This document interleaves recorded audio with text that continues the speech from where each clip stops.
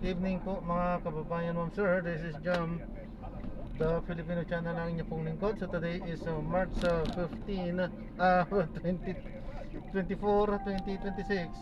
Tayo ngayon ay papunta dito yan sa may Petron na iya road po yan, Barangay 191 Pasay. At dadalhin po natin sa may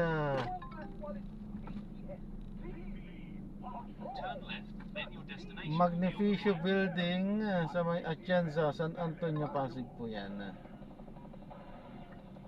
Okay, so magbabalik po tayo mamaya unti po pag nakuha na po natin sila. Disclaimer lamang po, ang content po natin ay kalsada at hindi ang passenger. Kaya nga naman, sakasakali man po na may marinig kayo mga pangalan ng lugar, pangalan ng tao, pangalan ng organizations, government o private man yan, ay wala pong kinalaman ng channel na ito at wala pong pinapatungkulan.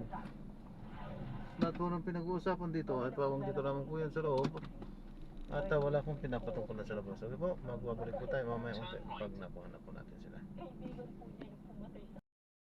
Sa unang 3 araw ng burol, bumisita pa nila ang 4 na kainuman ng biktima. Pero nang lumabas ang resulta ng autopsiya, hindi daw mano nagparamdam ng mga ito. Hanggang sa 2 sa 4 na kaibigan ng biktima ang utang at ipinagtapat sa pamilya ang anila'y totoong nangyari. Kwento ni alias JR, matutulog na sila sa kubo ng gabing yun nang marinig niya ang biktima na nagbiro sa isa pa nilang kaibigan. Tawag sa Alina, Alina, para sabi, paano ka magiging kapitan? Wala ka naman pala. Kaya ba yan? Continue for 800 meters, then enter the roundabout and take the first exit. Kita ko mas nasa baba, tingailan na yung mga ni Jojo. Pagkailan ko sa kanya, may nagsasantok niya, tsaka mayroong minumpas na parang bag na yung lagay niya baril. Sinubukan niya umanong awatin ng kaibigan, pero siya naman ang pinagbalingan nito. Pag-awat ko sa kanya, parang sinapak niya, may tumama na sa mukha ko na may matigas na bagay. Labas na yung tulong na nagtubo na yung mukha ko. Pag ano nun, kampas ko sa akin, labas muna ko sa kubo para matanggal yung hilo ko. Ayon naman sa isa pang kaibigan ng biktima na si Agnes Troy, ginising pa siya ng isa pa niyang kaibigan na pinsan ang bumubog kay Jojo para ayusin ang posisyon nito sa higaan. Pare-pare sabi niya. Check nga natin si Maring Jojo at katapos na. In 200 meters, enter the roundabout and take the first exit. Nakadapa siya. Humingi na ng tulong sa National Bureau of Investigation ang pamilya ng biktima para sampahan ng kasong murder ang 2 sa 4 na kainuman. Pinuntahan ng ABS-CBN News ang bahay ng itinuturong suspect na isa ring kagawad sa barangay Santa Juliana, Capas, Tarlac. Pero wala umano ito roon ayon sa kanyang asawa. Ilalaban po namin kahit maubos po kami. Ilalaban po namin yung kaso ng asawa ko para makuha ko ng respeto ng asawa ko. May iba pa umanong nakuhang testigo ang pamilya ng biktima. Nagpapatunay na may foul play sa pagkamatay ng kanilang mahal sa buhay. Jesse Cruza, ABS-CBN News.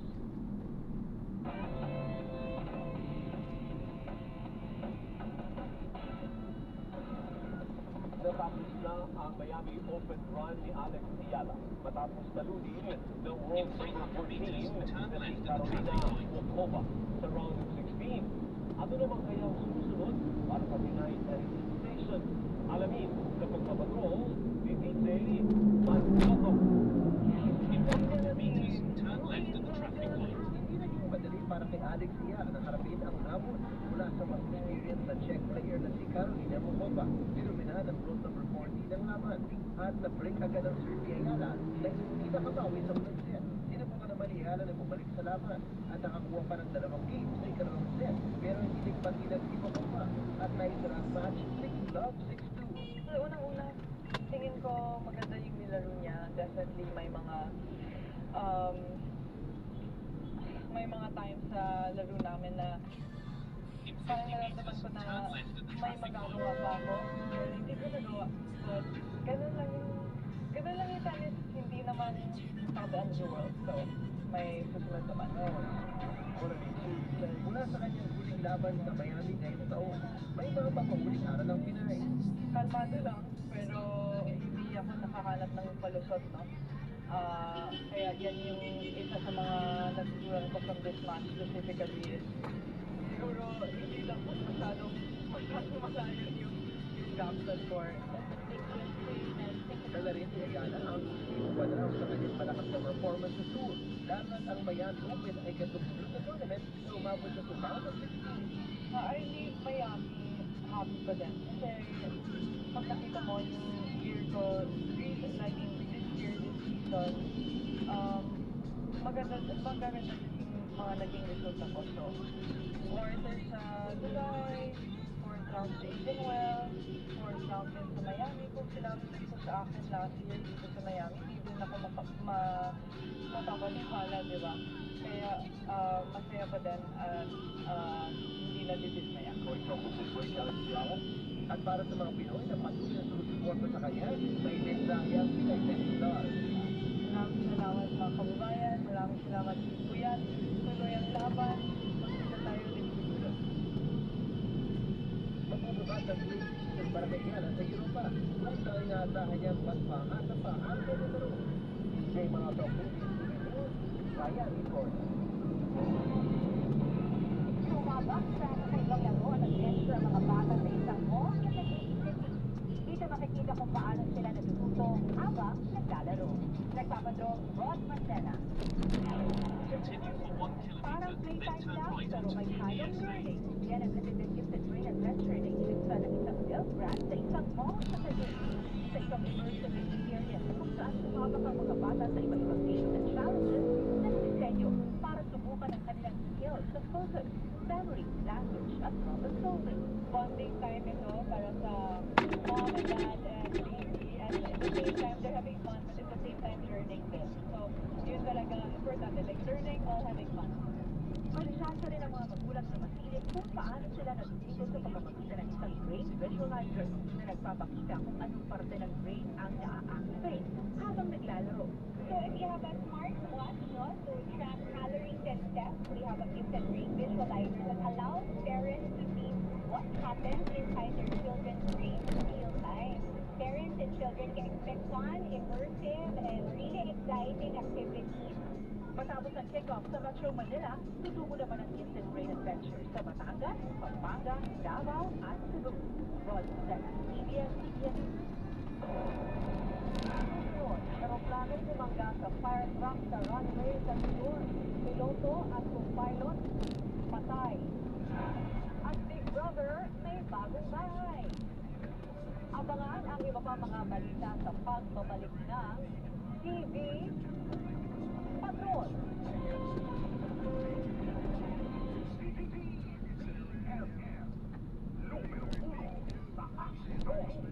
Ang oras sa 7:30 ng gabi. Oras na din sa inyo ng Bingo Plus. Bingo sa kaya, nasa panalo. Magbabalik ang TV Patrol sa DCMM. Magandang araw! Makakasama natin si Nanay Elena. Ano po ang problema ninyo dati, Nay? Ay, naku Iho, sobrang labo na. May katarata na daw ako. Sabi ng doktor, parang laging may ulap sa mata ko. Pero buti na lang, narinig ko ang tungkol sa iBerry. Sinubukan ko. Pagkatapos ng 3 buwan, napakalaking pagbabago. Nakita ko, parang biglang luminaw. Wala na ang ulap. Wow! Para sa may katarata at mas malinaw na paningin, hanapin ang iBerry. Kapaborito ninyong butika.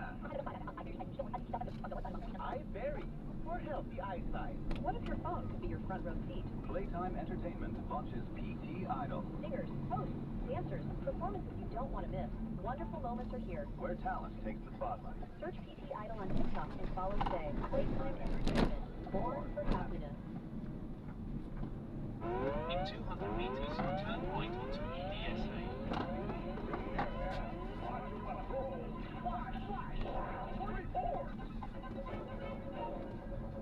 Narito po ang mga ulat mula mula sa ating Radyo Patrol. Meron tayong flash report mula sa Palasyo ng Malacanang. Naroon si Radyo Patrol Christian Yusores. Christian. In 100 meters, turn Ay right. idineklara ni Pangulong Ferdinand Marcos Jr. ang State of National Energy Emergency sa bigsaya ng Executive Order Number 110 na pinirmahan ni Pangulong Marcos ngayong araw ng Martes.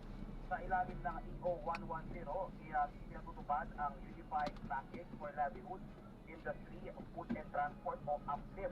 Layunin ng EO 110 na i-activate ang buong pwersa ng pamahalaan para siguraduhin ang sapat na supply ng enerhiya, suportahan ang mga pangunahing sektor kabilang na ang transportasyon, agrikultura at mga maliliit na negosyo, at para protektahan ang mga Pilipino sa gitna ng nararanasang problema at pagdulot ng gera sa pagitan ng Amerika, Israel at Iran. Abangan ang karagdagan tayo sa bisa ng mga lamang sa Presidente Radyo Patrol sa Israel at CMM Teleradyo. Yan.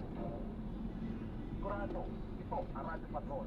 Continue for 900 meters, then keep left at the fork onto Maraming EDSA. salamat, Radyo Patrol Christian Yusores.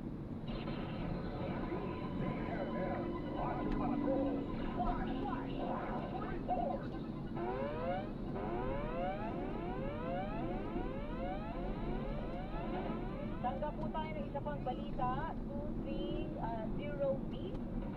Inihanda ng gobyerno ng pantugon na 230 billion pesos. Inihanda ng gobyernong pantugon sa epekto sa bansa ng krisis sa Middle East. Narito ang balitang kumpirmado, sigurado mula sa Senado, Radyo Patrol, Robert Mano. Robert. May 230 billion pesos na magagamit ng gobyerno sa pagtugon sa epekto sa bansa na nagpapatuloy ng gulo sa Middle East sa pagdinig ng Protect Committee ng Senado. Sinabi ni Acting Budget Secretary Rolando Toledo na ang 200 billion pesos ay magagaling sa 2026 National Budget at ang 10 billion pesos ay mula sa continuing appropriation ng 2025 National Budget. In 300 meters, keep left at the Ay fork mula onto naman sa Malampayan EDSA. Natural Gas Fund na inirekomenda ng Department of Energy na gamitin sa pagdinig. Sinabi ni Toledo na bahagi ng nabanggit na pondo ay para sa sumusunod 53.8 billion para sa pang-ayuda Into ng left most lane, then in 100 meters, keep para left sa at the Department of fork. Migrant Workers 2 billion para sa DTI na pagtulong sa mga maliliit na negosyo 1.2 billion para sa pagtulong sa CFA sa mga Pinoy sa abroad at 2.5 billion para naman sa fuel subsidy sa transport sector.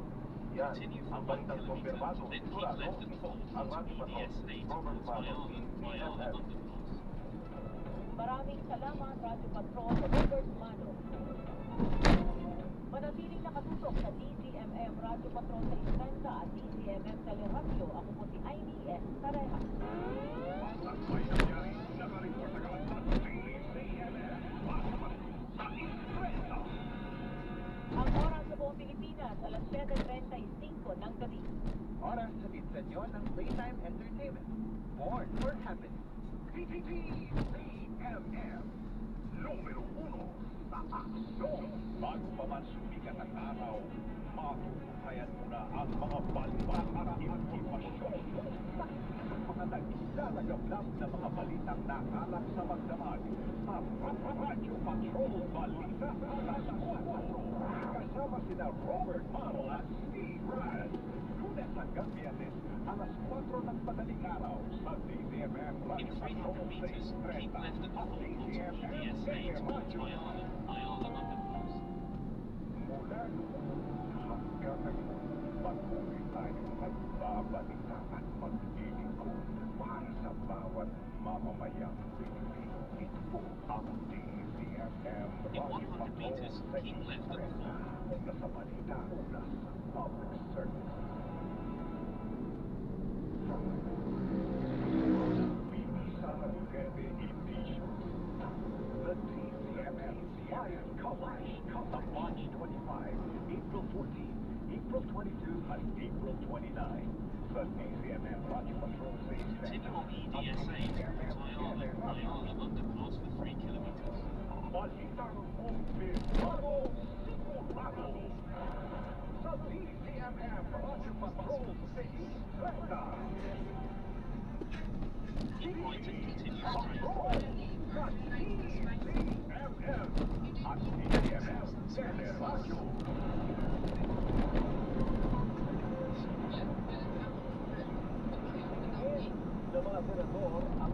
opisyal ng resibo kung ano ba talaga ang nagsasabi ang Donald Trump hindi lamang sa Pilipinas. Hinintay na naman ng isang opisyal. Kung hindi pinakamalala ng yan, dahil sa bansa, nagpapatuo, dapat hindi na natin sa ang pagpapatuo. Hindi na naman ang senador ang pagpapatuo na dahil sa Rosalie, ang sinasabi niya sa mga maring madalas na sa akin na ang mahabang media na hindi naman short, sinaw siya po. Pag kayo ay mas i-overnight na siya kayo.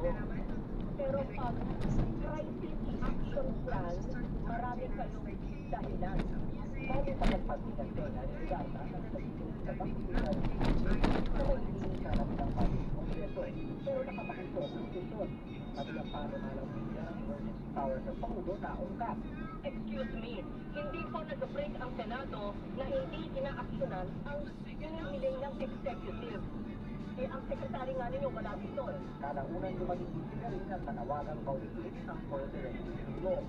Hindi na rin inagasan sila rin sa pahayag ni Pangulong Marcos sa Bloomberg na nananatiling posibilidad ang grounding o hindi pagbiyahe ng local airlines dahil sa manipis na supply ng jet fuel.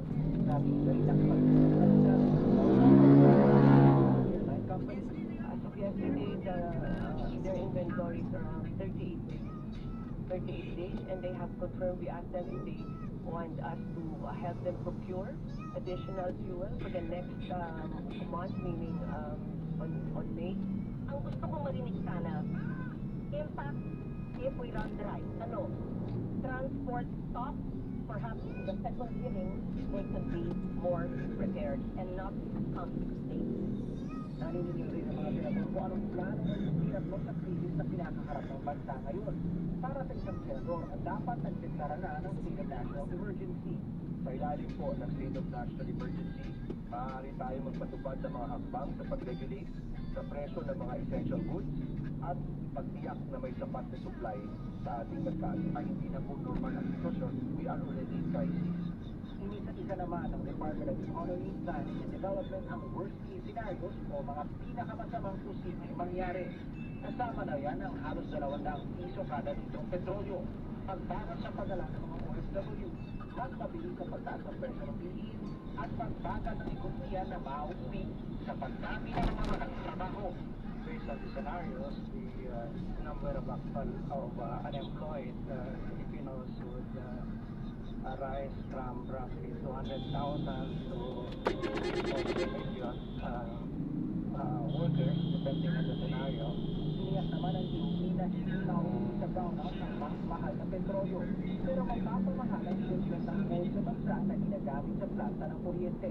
Firmado na ng Kongreso na padala na sa palasyo ang panukalang puder para matanggal o bawasan ng pangulong excise tax sa fuel. Pero kulang ng mga senador sa pusta ito para makabawi ng mga consumers sa tinaas ng petrolyo. RG Cruz, EBS News. Sa ibang balita naman, pansamantalang ipinatigil ni US President Donald Trump ang mga pag-atake laban sa Iran dahil umano sa nagaganap na pakikipagdegstasyon sa Tehran. Positibo agad ang naging epekto nito sa presyo ng crudo habang mariing itinanggi ng Iran na nakikipag-usap ito sa Amerika. Nagpapatrol, Ben Hernandez. 4 na linggo matapos ng sumiklab ang digmaang US, Israel at Iran, biglang nagbago ang pondo ng Amerika. Matapos magbantang titirahin ang energy facilities ng Iran kung hindi bubuksan ang Strait of Hormuz na daanan ang supply ng langis ng mundo, inansyo ni US President Donald Trump nito Lunes na 5 araw itong ipagpapalitan ang pag-atake sa Iranian power infrastructure para bigyang daan ang umano'y produktibong makikipag-usap sa Iran. Agad nag-react ang world oil market kung saan bumaba sa below $100 per barrel o hanggang 40% ang presyo ng Brent crude na siyang pagdaigdigang pamantayan. Pero hindi ito nagtagal at umakyat na ulit sa $1,000 ang presyo. Matapos itanggi ng Iran ang nasabing usapan. Ayon sa speaker ng Iranian Parliament, fake news ang sinasabing negosasyon sa US na umano'y ginagamit lamang para iusan ang krisis sa langis. Para sa isang geopolitical expert, klaro hindi sumaayon ngayon sa plano ng Estados Unidos ang direksyon ng gera nito sa Iran. Saan nakita the negotiation while you're at war, no? So, the one who is trying to negotiate might be interpreted as the one na medyo nakakaramdam ng vulnerability because of the war in started. Ayon pa kay Arugay, napatunayan ng Iran na may kapangyarihan pa rin ito dahil nananatiling hawak ang Strait of Hormuz. Magiging kamalasan ng Pilipinas is that if the oil we're buying from, wala pa din sa listahan ng Iran na pararahanin niya. Para kay Arugay, panahon ng itrato ng Pilipinas bilang security issue ang supply ng langis at enerhiya. Dahil walang sariling supply ang bansa at walang control sa presyuhan dahil sa oil derivatives law. Importante rin para kay Arugay na manindigan ang Pilipinas sa panawagang tigil na ang gera at daan ito sa diplomatikong solusyon. Una nang nanawagan si Pangulong Ferdinand Marcos Jr. na agaran itigil ang sigalot sa Middle East at sa iba pang lugar na mayroong gulo. Ben Hernandez, In 100 meters, turn right. sa labas po ng bansa, patay ang isang piloto at co-pilot nito. Habang mahigit 4 na po ang sugatan matapos bumangga ang isang eroplano sa fire truck sa runway ng LaGuardia Airport sa New York linggo ng gabi, oras sa Amerika. Nangyari po ito habang naglalanding ang eroplano na lulan ang mahigit 70 pasahero at 4 na crew members. Ayon sa tagapagsalita ng Port Authority, may responde ang kanilang fire truck sa tatanggap na report sa ugnay sa bagay na nangangamoy sa isang United flight ng masapul ng eroplano. Patuloy pong investigasyon sa sanhi ng trahedya. Balik operasyon na ang LaGuardia Airport ilang oras matapos sa isara dahil sa insidente.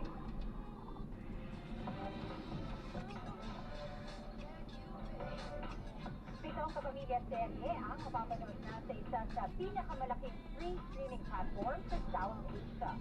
Mag-stream sa Amazon MX Player ng India ang It's Okay to Not Be Okay, Love in 40 Days, Can't Buy Me Love, Senior High, Too Good to Be True, at ang He's Into Her Seasons 1 and 2. Ito ang unang pagkakataong may Filipino drama sa nasabing platform sa India. Idadab ang mga serye sa Hindi at iba pang Indian languages para mas maintindihan ng mas maraming manonood-nood. Simuloy pa rito ipalalabas din ang mga kapamilya seryeng ito sa Vietnam, Myanmar at Pacific Islands. Susunod! Akong palaboy na napundol, sinagip. Sa muling sulyap sa ilang dekadang tahanan ni Pinoy Big Brother. Yan, nariba pa mga balita sa pagbabalik ng TV Patrol. Magbabalik ang TV Patrol sa DZMM. Ulat sa mga insidente at aksidente. Insider report, mga investigasyon. Dito mo matutuklasan mula sa mga reporter ng bayan. Kamaras at Marlene Maniero sa Flash Report. Flash Report. Hanggang Biyernes, alas 8 ng gabi sa DZMM Radio Patrol 630 at DZMM Teleradyo. Kwento ng mga trending, sikat, kontrobersyal, at ng ating mga idol dito ichichika kasama ang cute at lovable na papa, Mama Awel Buzz at Mama Jai Ho na Alam na Din. Alam na Din, Lunes hanggang Biyernes, alas 9 ng gabi sa DZMM Radio Patrol 630 at DZMM Teleradyo. Tutukan ang Bibisar Kede Editions. The DZMM Lion Kamash Kata March 25, April 14, April Continue 22, for and 400 April meters, 29. then turn right The onto Jet DZMM Marinette Radio Street. Patrol 630 at DZMM Teleradyo. Buhay at Continue straight kabuhayan in this ang traffic nakataya. light. Kailangan ng mga tagapagbalitang maaasahan at mapagkakatiwalaan. The morning news team you can trust for the news that really matter. Mga balitang kumpirmado, sigurado, araw-araw sa inyong morning news team. Sa DCMM, Radyo Patrol 630 at DCMM Teleradyo. May tutukod, may paglilingkod, may kakampi ka sa bawat laban ng buhay. Ang inyong DCMM Public Service Team ang naghahatid ng serbisyong sigurado. Continue straight in the first traffic light. Willie Cordero Then, at in 80 meters, turn right. Noel Beltrado at Liza Aquino at John Ami Perez. Lunes hanggang Biyernes mula 1:00 hanggang 4:00 ng hapon sa DCMM Radio Patrol 630 at DCMM Teleradyo. Pinakasariwang mga balita, tapatang talakayan. Ang mga pinakamaiinit na issue ng bayan, tatalakayin kasama ang witty tandem ng bayan, Peter Musi at Rica Lasso. Baliktatakan, Lunes hanggang Biyernes 9:00 ng umaga sa DCMM Radio Patrol 630 at DCMM Teleradyo.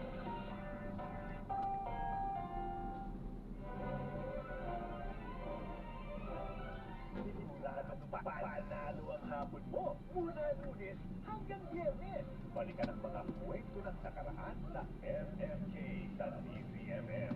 12:30 ng hapon, alamin ang inyong mga karapatan at batas na puprotekta sa inyo sa Hello Attorney. Kasama si Attorney Noel Beltrado at Liza Aquino. 1:00 ng hapon, agarang aksyon ngayon. Ang hatid naman nila Tita Willie Cordero at Doc Dennis. 2:00 ng hapon.